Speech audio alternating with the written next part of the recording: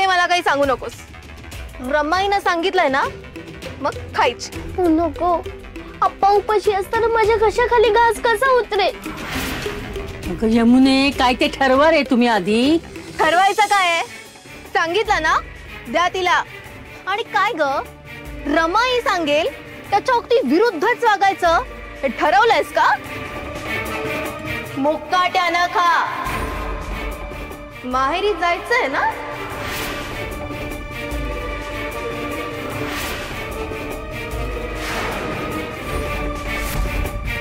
थोडी अल्लड आणि हट्टी आहे, पण शिवाप्पा खरं सांगू का, सखू आज्ञाधारक पण आहे. सगळी कामं करते, मोठ्यांचं सगळं ऐकते, हुशार आहे. हे तुमचं बोलणं ऐकून मन शांत झालं एकदम. माझ्या आईने उमाने खूप चांगले संस्कार केले सखूवर. संस्कार? अहो सखू, तुम्हाला काय सांगू, तिला कामाची इतकी आवड आहे की सगळी कामं मीच करेन म्हणते.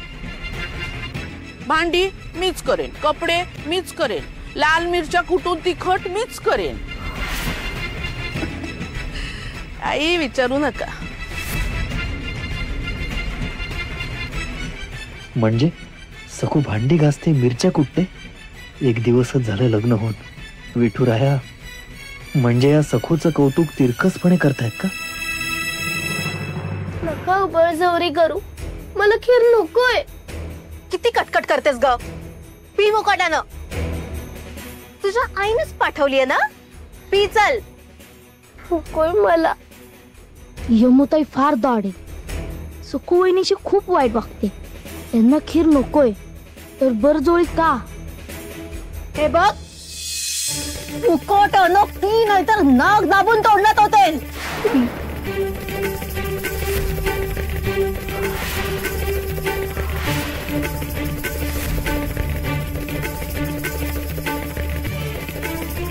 आणखीन द्या.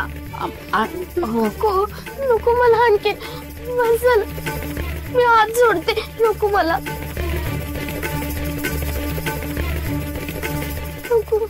तू नाही पिणार तर ही खीर कोण पिणार? हा, ही खीर न चव न रंग न काजू बदाम न केशर, नुसतं आपलं दूध, शेवया आणि वेलची.